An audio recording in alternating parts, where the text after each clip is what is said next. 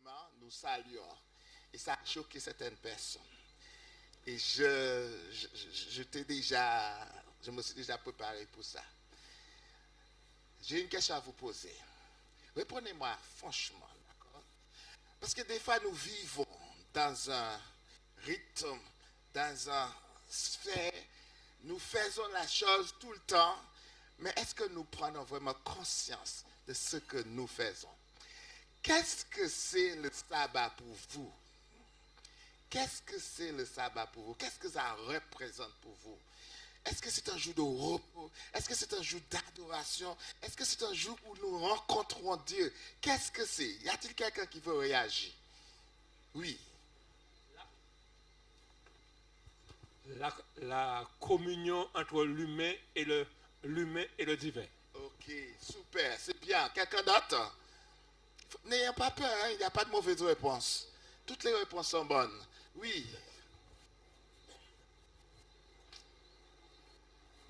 Alors, moi, je dis que c'est un mélange de tout ce que tu as dit, c'est un mélange de repos, de communion avec Dieu et ainsi de ressourcement. Ok, super, magnifique. Toi? Pour moi, c'est un jour auquel je ne demande rien à Dieu. Sinon, je ne lui demande rien, je lui dis, Seigneur, prends. Seigneur, prends. Seigneur, prends. Ce que tu dis là, je vais voir si je peux mettre dans le sermon ce soir. Je ne demande rien à Dieu ce jour-là. Seigneur, prends. C'est fort, n'est-ce pas? Et vous allez comprendre tout à l'heure. Y a-t-il quelqu'un d'autre qui veut réagir? Qu'est-ce que c'est le sabbat pour vous? Bon, vous avez... Oui. C'est un jour où on se repose et on célèbre Dieu. Un jour qu'on se reposait? On célèbre Dieu. On célèbre Dieu. Ah, magnifique, magnifique, magnifique. Oui, il y en a là-bas aussi. Les jeunes réagissent, j'aime ça, j'aime ça. Pour moi, c'est un jour de délivrance, de repos et d'oubli à Dieu, je vais dire. D'oubli, on oublie tout ce qu'on fait le jour et on se concentre sur Dieu. Concentration totale à Dieu. Bon, le frère Rodrigue, souvent quand il prêche, il dit que le livre de Genèse, c'est un livre de prophétie. C'est le plus grand livre de prophétie dans la Bible. Et je ne sais pas si vous avez mesuré ce qu'il a dit, mais c'est tellement vrai.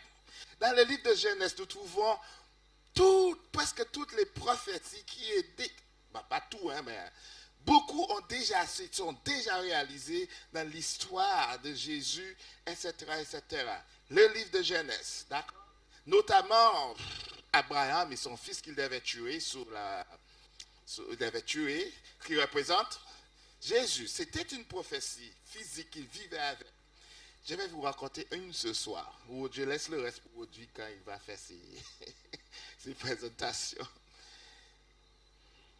Premier drapeau. Avant qu'on passe le drapeau, s'il vous plaît, avant qu'on passe le drapeau, j'aimerais que vous récitez pour moi, avec moi, l'Exode chapitre 20, verset 8, tout ça, d'accord? Vous savez que le sabbat, c'est une prophétie ou pas?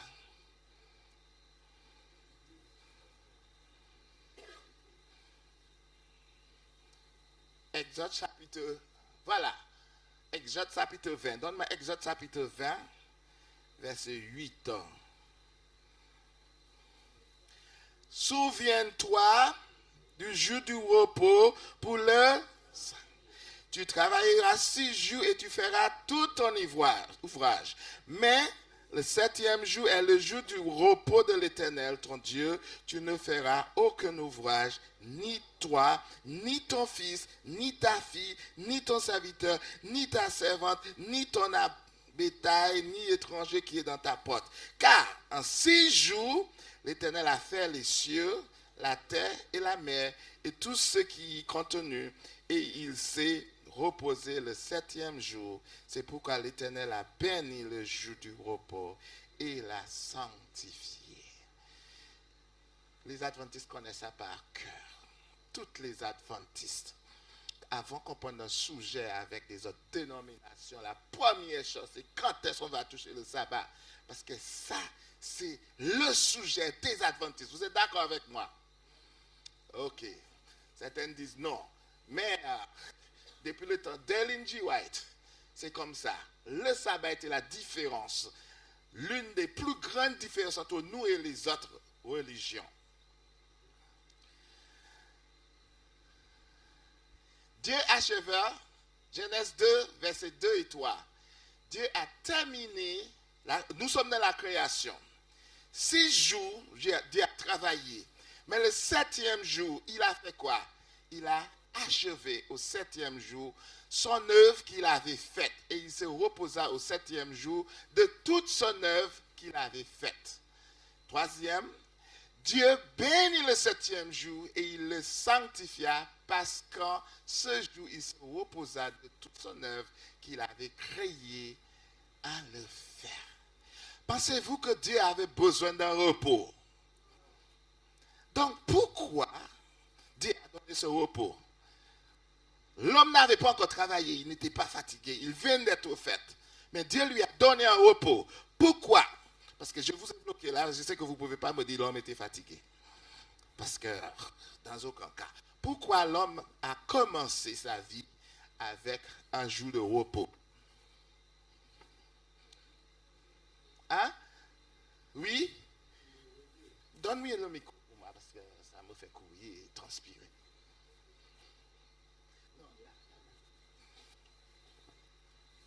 Donne à Giovanni, là, s'en occuper. Prochain rapport.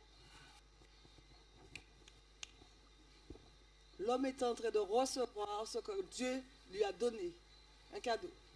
Un cadeau. Un cadeau, j'aime ça. Un cadeau. Qu'est-ce que tu as dit encore? Tu as dit que tu ne demandes rien à dire le jour du sabbat. Et voilà. Oui, de prendre. Mes amis, pendant 6 jours, Dieu a créé. D'accord? Et le 7... Oui, vas-y. Donc il n'avait pas besoin de repos. Parce qu'on sait un petit peu quand même maintenant qui est Dieu. Bon Dieu n'est pas fatigué. Et ce Dieu, dans cette création unique et extraordinaire, a offert à l'homme, après lui avoir offert, il dit que tout était très bon, la possibilité de le découvrir. Parce que dans repos, il y a repos, mais il y a aussi exaltation, parce que adorer Dieu. Adorer Okay, Dieu. c'est ce que je Donc, voulais voilà, entendre. entre mots, alors voilà. Donc, nous sommes dans le repos, mais nous pas travaillons. Ce dont on avait besoin, c'est de découvrir ce Dieu extraordinaire. Dieu est l'extraordinaire. Et donc, exaltation, Okay, soit court, adoration, et c'est ça en réalité. Exactement. On le fait de manière un peu en haut, en bas. Mais le premier Rome, je pense que c'était extraordinaire, vraiment, vraiment. Vous allez découvrir des choses peut-être qui vont vous faire poser des questions, d'accord? 6 jours, oui, vas-y. Oui, j'ai des problèmes. J'ai un petit problème pour comprendre le début du texte. Dieu acheva son œuvre. Dieu acheva. Parce que moi, c'est pas pour faire de la publicité. Pour moi, hein, je suis un artiste du bois. Par exemple, le meuble là. J'achève au 7e jour. C'est quoi? C'est pas fini. Le 7e jour, je suis en train de l'étudier, de donner une finition. Exactement. Exactement. Donc tu dis que c'est ce que Dieu faisait. Voilà. Le 7e jour, il a fait un petit machin. Voilà. C'est ce que moi je ressens. Ok. Mes amis, Dieu a fait la terre en 6 jours. Dieu a fait la terre en 6 jours. 6 jours. Le 7e jour, il se reposa. Il n'avait pas besoin de repos et l'homme n'avait pas besoin de repos. Dieu a fait ça pour une raison. Pour une raison. Et je vous ai parlé de prophétie tout à l'heure. Qu'est-ce qui se passe sur toute la terre? Combien d'années que nous avons sur la terre maintenant? Combien d'années que nous vivons sur la terre? 6001. Chacun de ce jour, vous connaissez l'histoire, un jour représente une année, etc. 1000 ans, etc. Vous connaissez l'histoire, je n'ai pas besoin d'aller dans tous les détails. Chacun de ce jour représente 1000 ans sur la terre.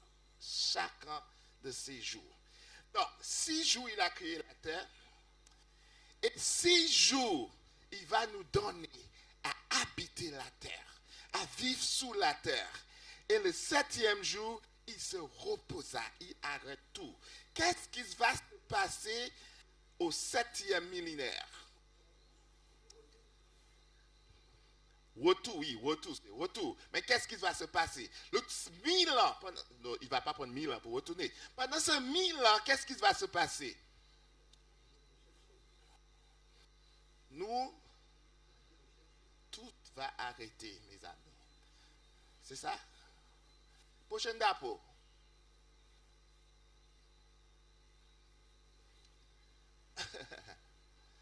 Savez-vous qu'il n'y aura pas de sabbat hebdomadaire au ciel? Vous saviez ça? Vous êtes choqués? Hein? Ah, j'aime bien Céline. Céline, vas-y. Lis-le fort. Chaque nouvelle lune, toute chair viendra se prosterner devant lui. À chaque sabbat et chaque nouvelle lune, toute chair se prosterne devant lui. Voici l'un des textes préférés que les adventistes utilisent encore. Avez-vous déjà lu ce texte-là jusqu'au bout? Ou même le début de ce texte? Nous allons le lire ensemble. Isaïe chapitre 66, je crois que c'est verset 24. Isaïe chapitre 66.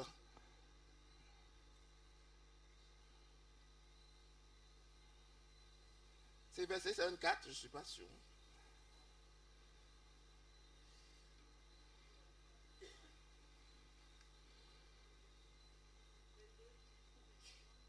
Non, c'est 22. Isaïe 66, verset 22. Ça dit quoi? Car, comme les nouveaux, répétez avec moi, comme des nouveaux, et la nouvelle que je vais créer subsisteront devant moi, dit l'Éternel, aussi subsisteront votre postérité et votre nom. À chaque nouvelle lune et à chaque sabbat, toute chair viendra se prosterner devant lui. L'action ou le scénario se passe où? Après le millénium. Après le millénium. La Bible parle du sabbat qu'on va passer chaque nouvelle lune et chaque sabbat, etc. Mais ça se passe à quel moment? Quand nous avons fini avec le ciel. Donc les 6000 années que nous passons ici au ciel, sur la terre, représentent les 6 jours que Dieu a créé la terre. Et le 7e sabbat représente les 1000 ans que nous allons rester au ciel. Le ciel représente un grand sabbat. La Bible a dit qu'il n'y a ni jour ni nuit. Donc je ne sais pas comment nous allons compter les sabbats là-bas. D'accord? Donc ni jour ni nuit. Donc le sabbat, le ciel, c'est très fort mes amis. Parce que nous vivons le sabbat et nous ne savons pas pourquoi nous le vivons. Dieu voulait nous donner un avant-goût du ciel. C'est dans sa création, c'était une prophétie qu'il a mis en place pour que nous vivons jusqu'un peu de ce que le ciel sera. Et si nous comprenons le sabbat, c'est un tout petit ciel que nous vivons avant d'aller là-bas. Et c'est pour cette raison, Ellen White a dit que nous passerons 7 jours notre voyage. Pour ceux qui n'ont jamais eu l'occasion de passer le sabbat, ils doivent le passer avant d'aller au ciel. Le sabbat n'est pas une petite chose. Le sabbat, c'est vraiment l'endroit où Dieu a choisi pour être avec vous et moi, pour passer du temps avec lui. Comme il a dit, il ne demande rien ce jour-là. Mais il veut que tu ne demandes rien, mais la dernière... Dieu de prendre. Parce que ce jour-là, c'est le jour où nous serons au ciel. Et nous allons faire quoi au ciel, mes amis? Nous allons faire quoi au ciel? Hein? Nous allons demander des choses à Dieu? Non, nous allons donner. Nous allons donner à Dieu l'adoration totale. L'adoration au ciel. Le ciel, c'est l'endroit que Dieu a préparé pour toi, pour tout ce que tu as fait, pour terminer votre vie. C'est la chose la plus importante de la création de Dieu. Toutes les misères, toutes les souffrances que nous avons passées pendant ces 6000 ans, nous allons faire 1000 ans là-haut. Et après le 1000 ans, nous allons descendre. Maintenant, chaque sabbat que nous passons ici doit être comme au ciel. Si vous n'êtes pas sûr de ce que vous faites le jour du sabbat, si c'est un accord avec la parole de Dieu, pensez, juste pensez, est-ce que je pourrais faire ça au ciel? Est-ce que je pourrais faire cette même chose au ciel? Les choses que je veux faire le jour du sabbat dans l'église, est-ce que je pourrais le faire au ciel? C'est très important, mes amis. Parce qu'au ciel, nous sommes dans la présence de Dieu. Est-ce que nous pouvons faire n'importe quoi au ciel? À toutes les façons, nous ne pouvons pas parce que nous serons des saints. Bon, nous sommes déjà des saints, mais nous n'avons pas cette possibilité de le faire. Donc, pose la question.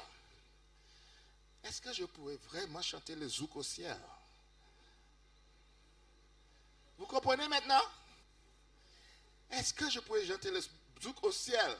Une musique qui a été créée pour une danse très très sensuelle. Est-ce que, il pas ni marié, c'est marié femme au ciel. Est-ce que je pourrais mettre mes jambes dans les jambes de ma femme et rhumer comme on a vu hier au ciel? Non, je veux que vous voyez la photo. Parce que si le sabbat ici représente le ciel, est-ce que les choses que nous faisons ce jour du sabbat, nous pouvons le faire au ciel?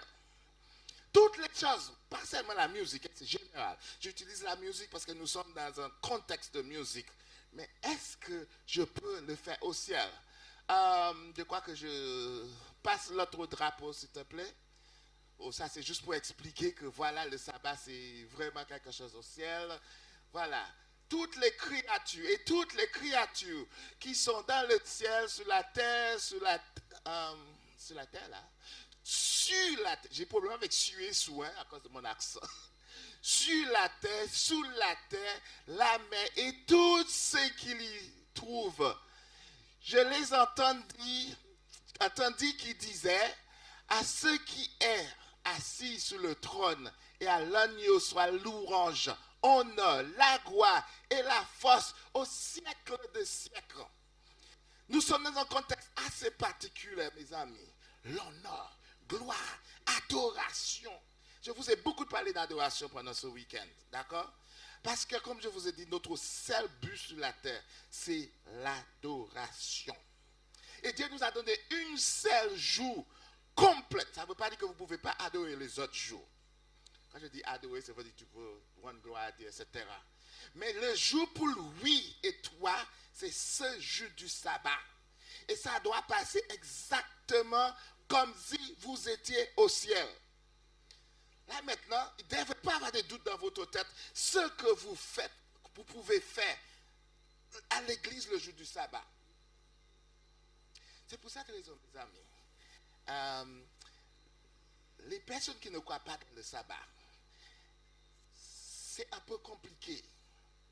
Parce que si Dieu nous a donné ce sabbat pour représenter son ciel, tous ceux, je sais que certains ont un esprit un peu culministe et dit, voilà, toutes les religions sont bonnes, etc. Je n'aime pas la thèse. Mais tous ceux qui rejettent le sabbat, ils rejettent le ciel.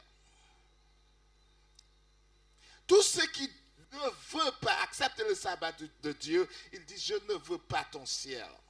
Parce que c'est ce que Dieu nous a donné sur la terre toutes les semaines pour que nous puissions vivre ça. Si nous ne pouvons pas le vivre ici, nous sommes en train de dire à Dieu, apave le ciel là. Je ne veux pas ton ciel, je veux mon autre jour. Et c'est le plan de Satan. C'est le plan de Satan. Bon, ce n'est pas le sujet, je ne vais pas entrer dedans. Mais je veux que vous compreniez ce soir, si vous avez des doutes, Si vous avez des doutes sur le calypso, le calypso, musique profane, si vous avez des doutes sur le reggae, si vous avez le doute sur le jazz, ou quel que soit le type de musique que vous avez envie, je dis envie, ou vous aimez beaucoup, parce que ce sont des musiques peut-être qu'on aime. Il n'y a rien de mal à aimer quelque chose. On aime, on aime. Et je vous ai dit dans mon dernier sermon, l'amour, c'est dangereux, parce que c'est l'amour qui va nous faire perdre. D'accord? On aime ces choses-là tellement, on ne peut pas déconstruire pour reconstruire. Donc dites-vous, est-ce que je pourrais le chanter au ciel? Ah là là. Est-ce que je pourrais le faire au ciel? Prochaine diapo. Prochaine. C'est quoi, je dis? Okay. Prochaine. Excuse-moi. L'adoration est l'essentiel de la vie chrétienne. Nous avons été créés dans le seul but d'adorer Dieu, le Tout-Puissant. L'adoration, c'est rendre en culte.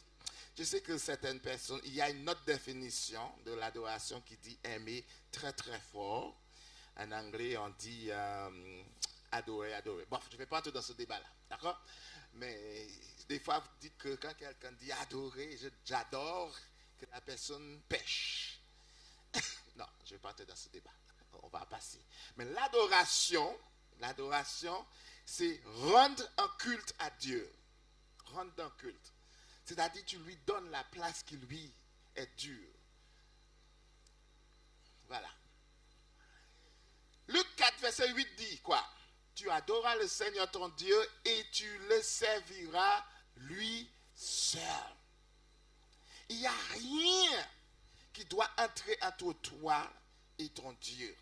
Absolument rien doit t'empêcher à adorer. Chaque fois qu'il y a quelque chose qui vient entre toi et ton adoration, cette chose devient un idole. Il devient un idole. Et vous la mettez, quelle que soit la chose. Hein. Si c'est ta femme qui n'aime pas se réveiller le matin pour prier, et elle te réveille, tu ne veux pas la déranger, elle devient une idole aussi. Hein. Quelle que soit la chose qui t'empêche d'adorer, devient un idole.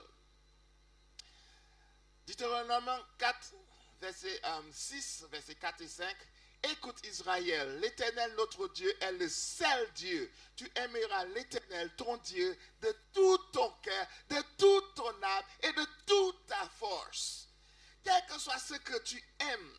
Et des fois on aime des choses, on sait que c'est pas bon, mais on veut que Dieu l'accepte. On veut que Dieu accepte la chose. On se bat pour que Dieu accepte la chose. Et on le sait, hein? Mais qu'est-ce qui est mal dedans? Mais qu'est-ce qui s'y passe? Surtout les jeunes, quand on parle des jeunes des choses, ils disent, mais explique-moi, où est le texte biblique, etc. Pourtant, tout n'est pas écrit dans la Bible. Hein? Tout n'est pas écrit dans la Bible. Vous n'allez pas voir le mot ordinateur dans la Bible. Hein? Pourtant, ce sont des petites choses qui nous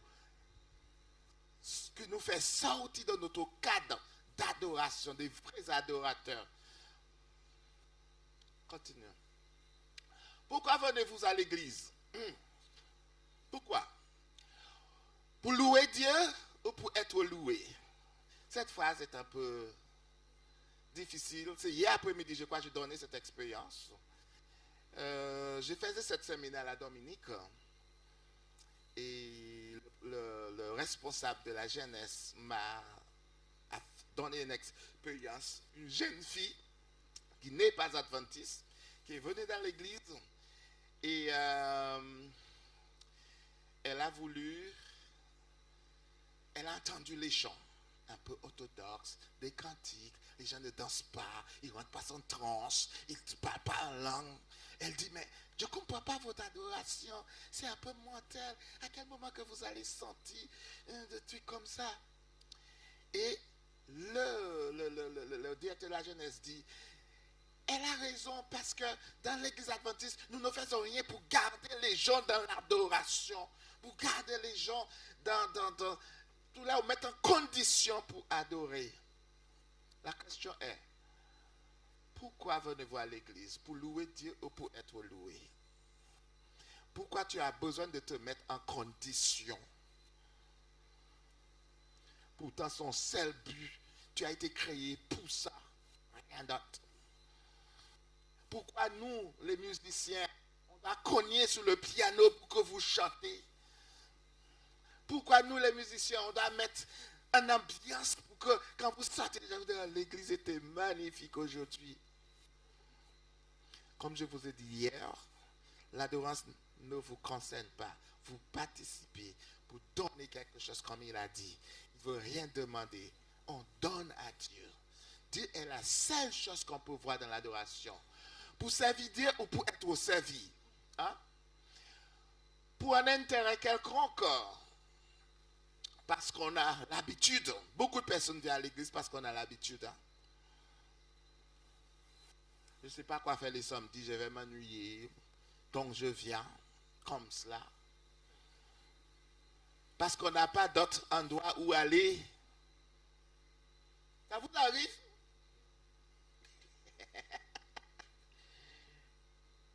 Il y en a ce que ça arrive. Je me bats avec eux tous les jours.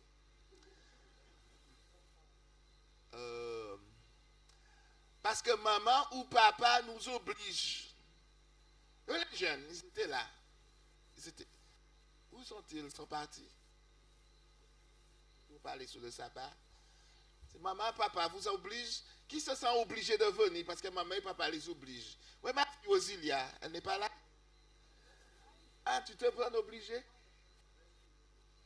Tu veux exprimer ton opinion? Vas-y. Ok, vas-y. Alors, oui, des fois les parents obligent, mais en soi, c'est pas une mauvaise chose en soi.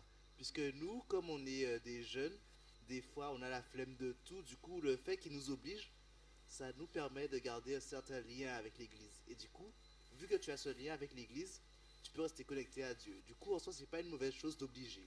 Ça peut être une bonne chose. Ok, ben, tu as entendu. Ce n'est pas une mauvaise chose d'obliger. Mais moi, je suis à côté de jeunes, du jeune. Pourquoi tu as besoin d'une motivation pour venir louer Dieu? Tu connais Dieu. Tu sais qui est Dieu. Pourquoi tu n'as pas cette motivation toute seule à l'intérieur pour aller? Parce que ton seule raison de vivre, c'est l'adoration. Donc pourquoi quelqu'un doit te pousser pour y aller? Alors, moi, je dirais spécialement que, oui, d'accord, tu es jeune, tu as appris, tes parents t'ont inculqué leur enseignement.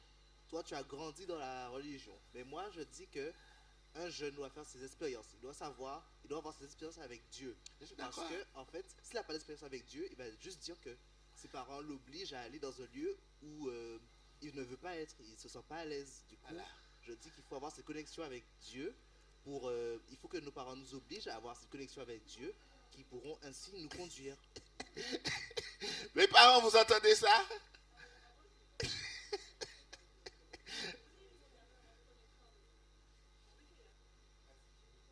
Moi, ça me semble juste impossible d'obliger Nathan, d'obliger Ambre à avoir une connexion avec Dieu. Ça me semble juste impossible, moi. Non, je dis pas que c'est obligé, mais ça aide. Je vais plutôt rectifier, ça aide. On va pas dans beaucoup de discussions, mais quand... Le terme obligé, en fait, je le trouve un peu fort, parce que si on parle d'obligation, ça veut dire que tu as un délinquant chez toi, que tu ne peux pas laisser, l'enfant est mineur, tu parles le matin et tu lui dis, écoute, je ne peux pas te laisser seul, il faut que tu viennes au temple.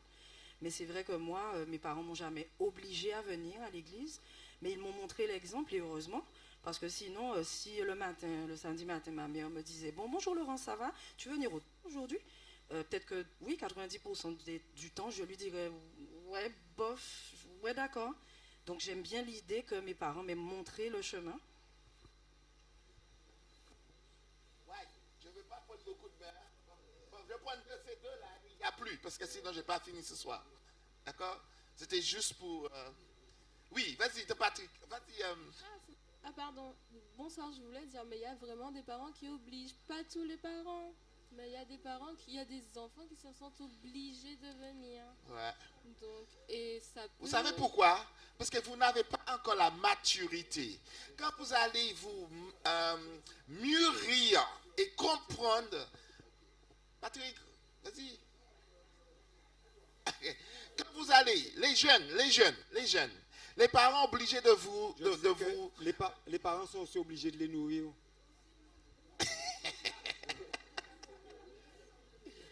Bon, écoutez, c'est bon. Sandra. Bon, c'est bon, parce que sinon je dois terminer, ok? Non, c'est bon. Donc, mes amis, pour les jeunes passent dans un processus de maturité spirituelle. Et il y a beaucoup d'hormones. On n'arrive pas à contrôler nos hormones. Nous allons voir une partie tout à l'heure qui est très très forte. Et vous allez comprendre à ce moment pourquoi c'est important que vous retrouvez cette motivation vous-même de faire les choses. Même à la jeunesse, nous essayons même à l'église, nous essayons de garder les jeunes actifs à l'église pour qu'ils soient là. Et certains jeunes qui ne sont pas actifs, ils restent chez eux. C'est difficile de se réveiller le matin. Ils restent chez eux parce qu'ils n'ont pas encore arrivé à cette maturité spirituelle de savoir il s'agit de Dieu. Il s'agit de Dieu. Maman, on dit de ne pas avoir peur de Dieu. Moi, je suis peur de Dieu. Hein? Parce que Dieu, c'est toi qui t'as créé. Et c'est Dieu qui a le premier mot, le dernier mot te concernant. Donc, Dieu est là. Donc, si tu ne veux pas, et Dieu veut que personne vienne le servir fâché ou par un mot m'oblige, je veux payer à lui, etc. Non. Par contre, Dieu c'est Dieu. Il connaît ton cœur, il sait. Donc, qui est moi de dire qu'il n'accepte pas? Mais je suis en train de vous dire que vous devez trouver cette motivation intérieure pour donner à Dieu ce qui lui est dû. Prochaine non, on continue. Pour voir nos amis et des gens on n'a pas vu dans la semaine, ça vous arrive de venir à l'église pour ça? Pour trouver un époux, une épouse. Hein? C'est pas vrai ça? Je me rappelle dans mon pays, à certains moments, beaucoup de jeunes garçons dans le village venaient à l'église. Des petites voyous, hein, ils venaient à l'église.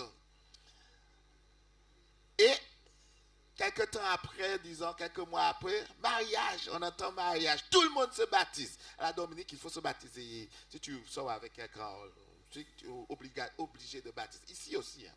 Obligé de baptiser avec la personne doit baptiser avant que tu te maries avec la personne. Donc on a des baptêmes. C'était des jeunes filles ou des jeunes garçons qui cherchaient des filles à l'extérieur.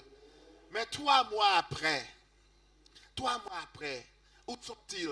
Tout le monde pleure. Mon mari ne vient plus à l'église. Ma femme ne pointe plus à l'église. Donc oui, ça arrive, mes amis, que beaucoup de personnes viennent à l'église pour trouver un époux. Hein? Voilà, ça arrive. Pour trouver des solutions à notre souci. Pour que Dieu nous donne un travail. Pour être spectateur. Qu'est-ce que vous voyez là dans toutes ces phrases? Pour, le moi. Pourquoi je viens? D'accord?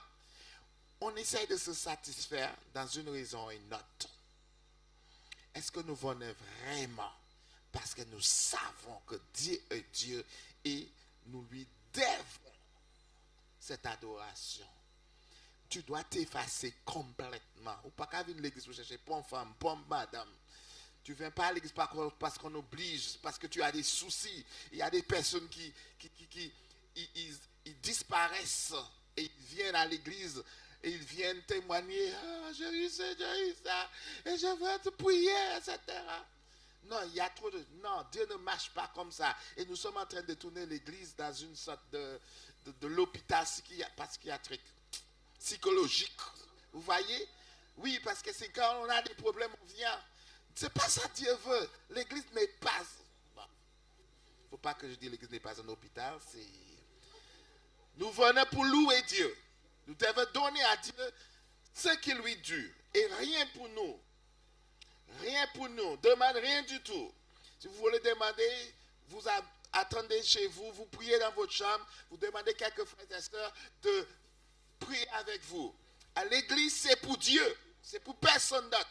D'accord? À Dieu, l'adoration. Je sais que c'est Dieu ce que je dis, mais c'est la chose. Quand nous venons, surtout pour le culte, c'est Dieu, Dieu, Dieu, Dieu, Dieu. Ce n'est pas le moment d'aller prier pour moi parce que si, parce que ça. Non, non, non, non, non, non, non. Vous voyez ça, notre foi. Donnez à Dieu ce qui est en lui. Je sais certainement pas d'accord. Il faut que vos pensées soient sanctifiées. 2 Corinthiens 10, verset 5. Nous renversons les raisonnements et toute hauteur qui s'élève contre la connaissance de Dieu et nous amenons toute pensée captive à l'obéissance de Christ. Quand nous en arrivons là, nous comprenons mieux l'œuvre de la consécration à Dieu, nos pensées seront chasses et élevées et nos actions pures et sans péché. Toutes les petites choses que nous allons faire. Je suis toujours dans le cadre de la musique. Des fois, je parle de notre habitude. Je suis toujours dans le cadre de la musique. Nous, les musiciens et les chantes et les chanteuses à l'église, quand vous allez donner votre vie et laissez Dieu conduire votre vie, mes amis, le Saint-Esprit va vous conduire exactement ce que vous devriez faire. Vous n'aurez pas à poser la question. Surtout que vous savez, nous sommes dans le culte du sabbat qui représente le ciel. Ce que vous allez choisir à chanter à l'église ne peut pas être profane. Nous ne pouvons pas, dans aucun cas, mélanger le profane et le sacré. Ça, c'est un tactique de Satan et ça marche. Ça marche. Aujourd'hui, nous ne voyons pas la différence entre ce qui est bien et ce qui est mal. Nous ne voyons pas la différence entre ce qui est bien et ce qui est mal. Bon, ce que je vais dire là, je ne sais pas si je dois le dire.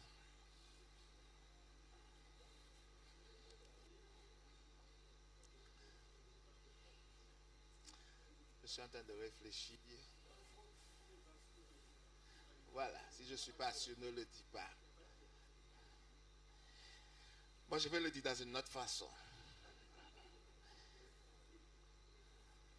Quand vous venez chanter un chant à l'église, vous prenez un chant, vous choisissez un chant, vous devriez savoir ce que vous chantez devant l'église. Aujourd'hui, dans le monde de la musique, chrétien ou gospel, etc., nous avons trop de choses qui ne sont pas chrétiens. Trop de choses qui ne sont pas chrétiens. Mais avec les paroles de Dieu. Et des compos. Hier, vous avez parlé de créer. Mais si nous n'avons pas l'esprit de discernement, nous allons créer des bêtises aussi. Hein. Nous allons créer des bêtises. Hier, quelqu'un a dit que toutes les rites sont bons pour l'église. C'est du gros n'importe quoi. C'est du gros. Ce n'est pas tout ce qu'on voit, c'est de l'or.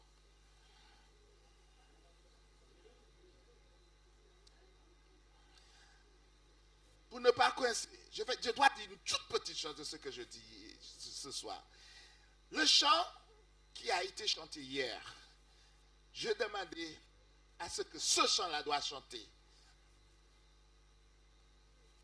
délibérément. J'ai demandé. Mais ce chant-là, bon, les gens qui ont chanté le chant, ce sont des bons gens, ils savent. Mais peut-être ils ne savent pas. C'est une base de walk. La musique walk. La musique walk.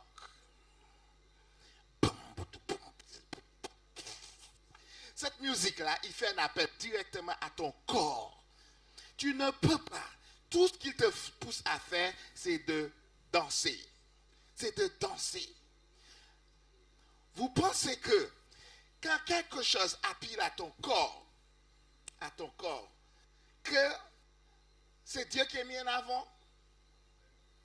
Quelque chose fait appel à ton corps. Est-ce que vous pensez que c'est Dieu qui est mis en avant? Vous faites comme si vous ne savez pas. Je continue, donc vous allez comprendre tout à l'heure. Prochaine diapo. Je vous exhorte donc, frères, par les compassions de Dieu, à offrir vos corps comme un sacrifice vivant, sain, agréable à Dieu, ce qui sera de votre part un culte raisonnable. Vous ouvrez quoi? Vos corps comme un sacrifice vivant, sain et agréable à Dieu, à ce qui sera de votre part un culte raisonnable. Il faut renoncer à certaines choses, que vous aimez ou pas. Que vous aimez la chose ou pas. De toutes les façons, je dis plusieurs fois que ça ne vous concerne pas. Le moi, que j'aime ou pas, je dois renoncer à ces choses-là. Ça. Renoncer complètement. Prochaine diapo.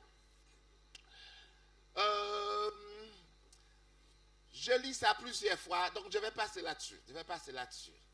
Maintenant, existe-t-il une vie musicale hors de l'église? On a toujours parlé de l'église, le chant à chanter, l'adoration.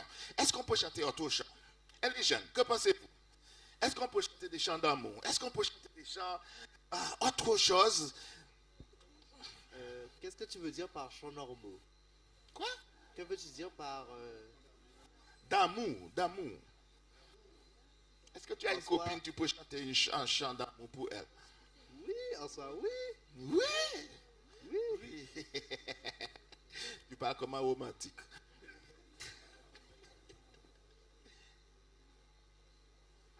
Est-ce que chaque fois que je chante, cela doit être un chant chrétien? C'est la question que tout le monde se pose. Hein? Tu ne te poses pas. Donc, qu'est-ce que tu penses?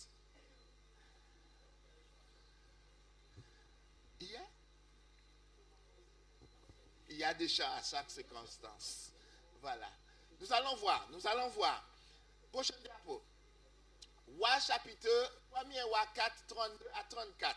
Quelqu'un lit pour moi, s'il vous plaît, parce que je me batte avec la lecture.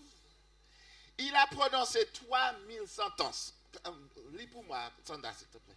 Il a prononcé 3000 sentences et composé 1005 cantiques. Il a parlé sur les arbres, depuis le cèdre du Liban jusqu'à l'hysope qui sort de la muraille. Il a aussi parlé sur les animaux, sur les oiseaux, sur les reptiles et sur les poissons. Il venait des gens de tous les peuples pour entendre la sagesse de Salomon de la part de tous les rois de la terre qui avaient entendu parler de sa sagesse. Nous sommes en train de parler du grand roi Salomon, le grand musicien comme son père David. Lui, il a composé beaucoup de chants et de poèmes, etc. Mais ce n'était pas tout le temps des choses religieuses.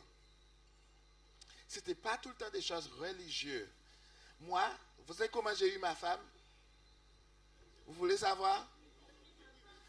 Je l'ai rencontrée et elle était toujours en souffrance parce qu'elle a perdu son papa. Et moi, à ce moment-là, c'était la guitare. Le piano aussi, mais c'était la guitare. Oui, je dis. Et vous savez comment on communiquait? Il n'avait pas de portable comme maintenant, ou des téléphones, c'était cher. Tout mon âge passé au téléphone. Elle aussi, je suppose. Donc nos mamans, qu'est-ce qu'ils ont fait? Ils ont bloqué le téléphone. Ma maman a mis le téléphone dans un truc de bois, elle a fermé avec un cadenas. Donc je ne pouvais plus téléphoner. Et chez elle, c'était pareil. Donc nous avons trouvé une astuce. Un jour, je suis chez moi, ils m'ont dit que j'ai une lettre à la poste. Je suis descendu, la lettre était épais comme ça dans un A5. Et quand j'ai ouvert l'enveloppe, il y avait, à l'époque, c'était cassette. Vous voyez, un cassette, ça dure environ 1h30 de temps. Eh bien, elle parlait pendant 1h30 de temps.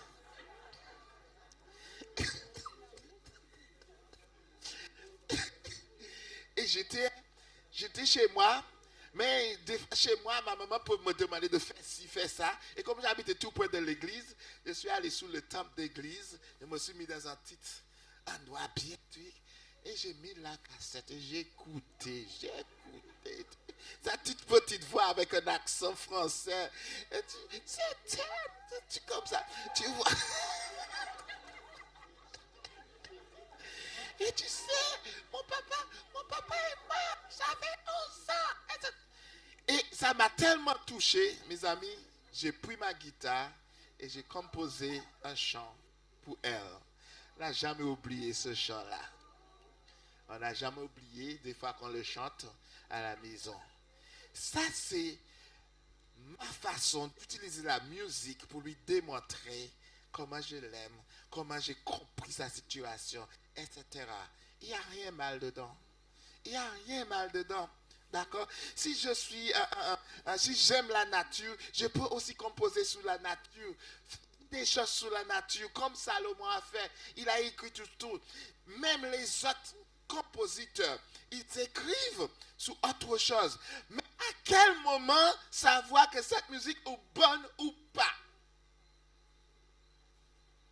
Je vous avais dit hier, à quel moment savoir que la musique, parce que ce n'est pas que les musiques chrétiennes qui sont équilibrées. Ah mais je dis le mot. Il y a des musiques qui sont équilibrées, quel que soit chrétien ou non chrétien. Et vous devriez faire la différence entre les deux. Parce que quand il est chrétien ou pas chrétien, il n'est pas équilibré. Il a des effets négatifs sur votre corps. D'accord? Il a des effets négatifs. Donc ton choix doit être, quel que soit des chants à l'église ou des chants à l'extérieur de l'église, tu dois faire la différence. Et il y a certains chants qui sont, les paroles, c'est pas bon pour ton cerveau. Il y a des gens qui insultent les femmes. J'étais dans un magasin et j'ai vu une dame qui chantait sur un chant et le chant, mais insulte seulement. Je regarde les femmes là, girer, et elle est en train de danser. Elle ne voit même pas, elle est en train de le chant est en train de la dénigrer. Mais les gens ne regardent pas ça. Dès que la musique, là au plein, ils vont dedans. Et c'est ce qu'on veut faire des fois dans l'église de Dieu. De prendre n'importe quel chant et mettre les paroles là-dessus. Non. Vous devriez savoir quand ça s'est équilibré pour ton cerveau et quand ils ne sont pas bonnes. Il y a des Américains, ils viennent mettre beaucoup de chants. Un jour, j'ai écouté, Rovin faisait la cuisine et il écoutait un chant. Et j'ai pris le truc, j'ai écouté et j'ai entendu le F de l'anglais. Vous connaissez le F de l'anglais? Hein? Le F de l'anglais dans le chant. J'ai dit, Rovin, il ne savait pas parler anglais à ce moment, il était jeune. J'ai dit, Rovin, tu sais ce que le chant dit? Papa, j'écoute la musique, je ne sais pas. Et quand je lui ai expliqué, il n'a jamais écouté ce chant-là encore. Dans les chants anglais, il y a beaucoup de gros mots. Dans les films anglais, ceux qui aiment regarder les films là, beaucoup de gros mots. Ce ne sont pas des choses pour nous. Même si vous ne comprenez pas, mais il y a des effets négatifs sur vous. Donc, il faut savoir faire la différence entre ce qui est équilibré et ceux qui ne sont pas équilibrés. Il faut faire ce choix-là. C'est un choix que tu devrais en faire. Vas-y, prochaine. Bon, tu sais, des fois je parle, mais j'ai déjà dit tout ça. D'accord? Bon, nous arrivons sur cette fameuse photo. Nous pouvons chanter des chants qui ne sont pas forcément des chants chrétiens. Toutefois, nous ne pouvons pas mélanger les spirituels et les profanes. Dieu nous a créés en 3 dimensions, mes amis, le corps, l'âme et l'esprit. Là, c'est le dernier message que je vais vous donner ce soir. Le corps, l'âme et l'esprit. Prochaine. Le corps permet à l'homme de se comprendre lui-même et à communiquer avec lui-même. Le corps et l'âme, c'est les 2 parties de l'homme très égoïstes. C'est où l'homme se bat pour lui-même, contre lui, ou pour lui et contre les autres. L'âme, c'est tout ce qui est émotion. Et tout ce qui est lié à l'émotion, ils permettent à l'homme de se faire comprendre par les autres. C'est grâce à elle qu'on peut communiquer avec elle. Des fois, nous n'avons pas besoin de dire rien à quelqu'un. Je prêche là, je vois vos visages et je sais si vous êtes fâchés, si vous avez quelque chose à me dire après. Et je sais que vous ne pouvez pas le dire parce que vous ne voulez pas me manquer de respect. Mais je vois dans le visage. C'est votre façon de me faire comprendre. D'accord? C'est l'âme qui fait ça. Je suis en colère. Les yeux qui se ferment. Ou des fois, je vois le sourire et je sais qu'il est d'accord avec moi. On n'a pas besoin de parler. C'est juste l'âme qui communique, les émotions. Et nous comprenons comme cela, mes amis.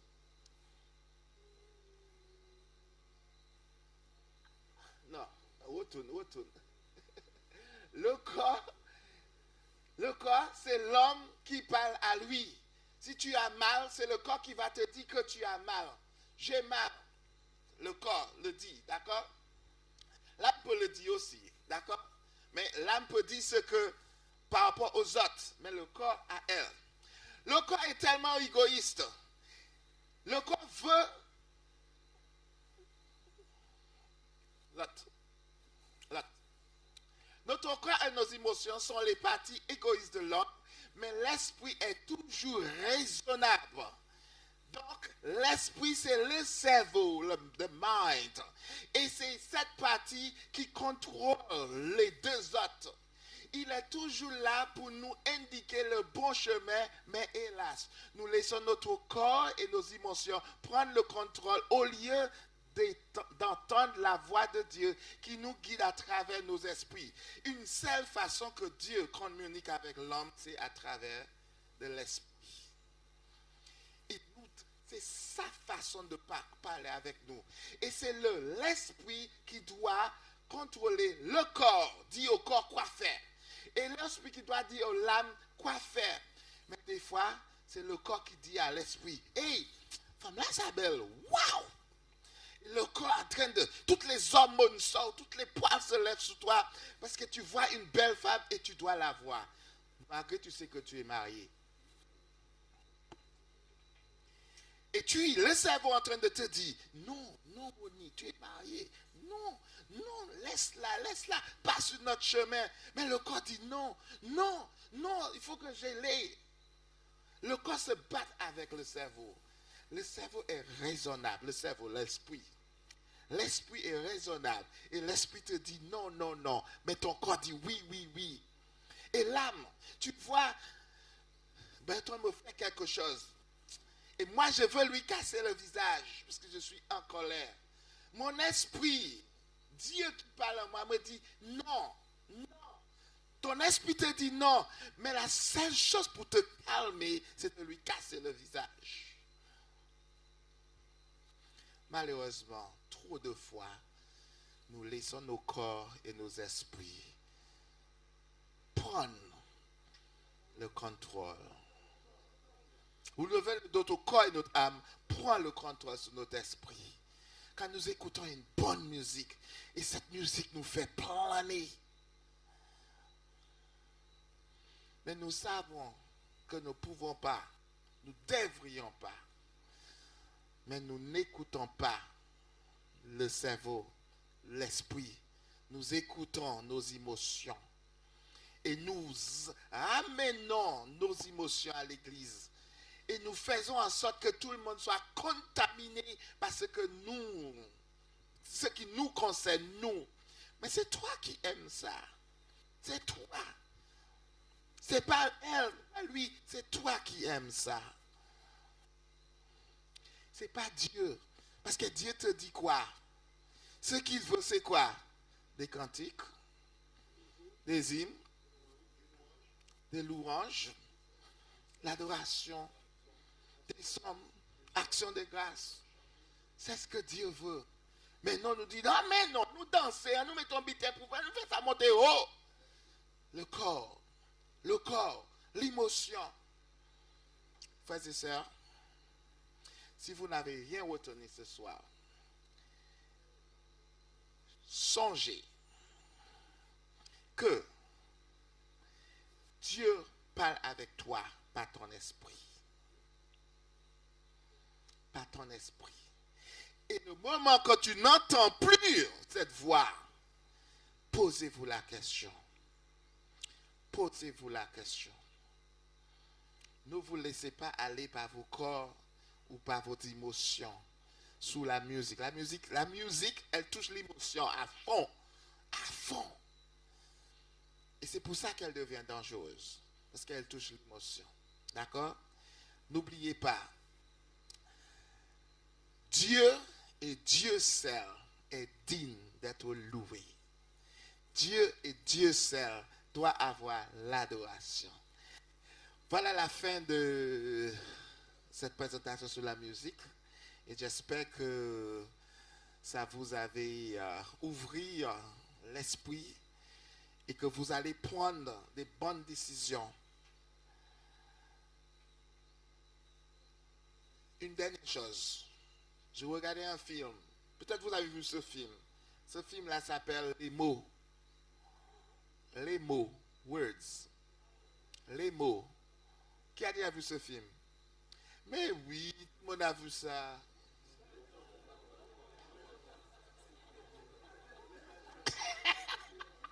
L'émotion. Bon, le film, c'est un très bon film. Je vous dis d'aller le regarder. Peut-être je me trompe sur le titre. C'est un écrivain. Voilà. C'est quoi le titre? Hein? MOTS, oui.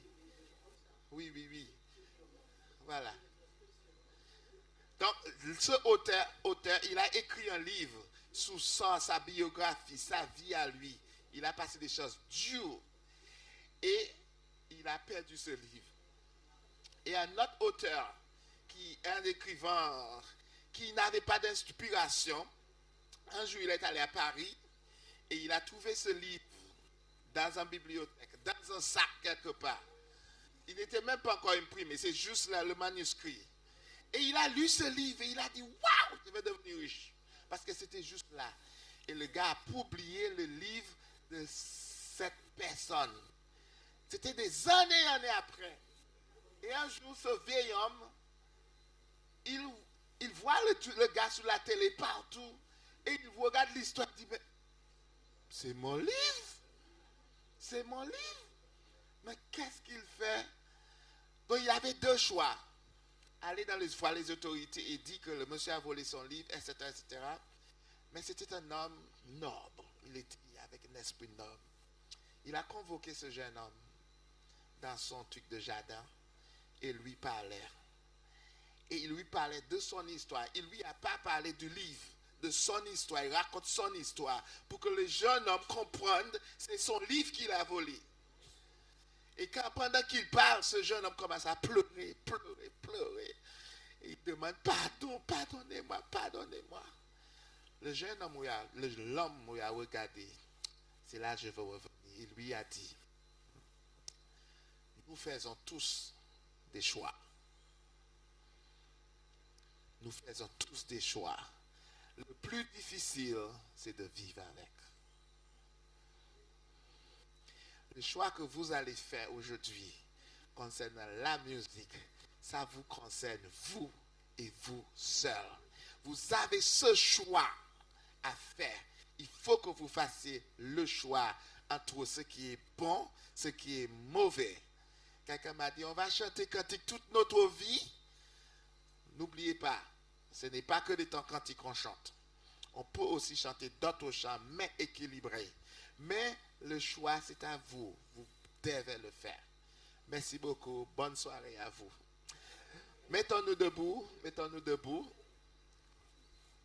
Et nous allons chanter le dernier chant. Sauf si quelqu'un vous pose une question ou quelque chose. Non? Ok.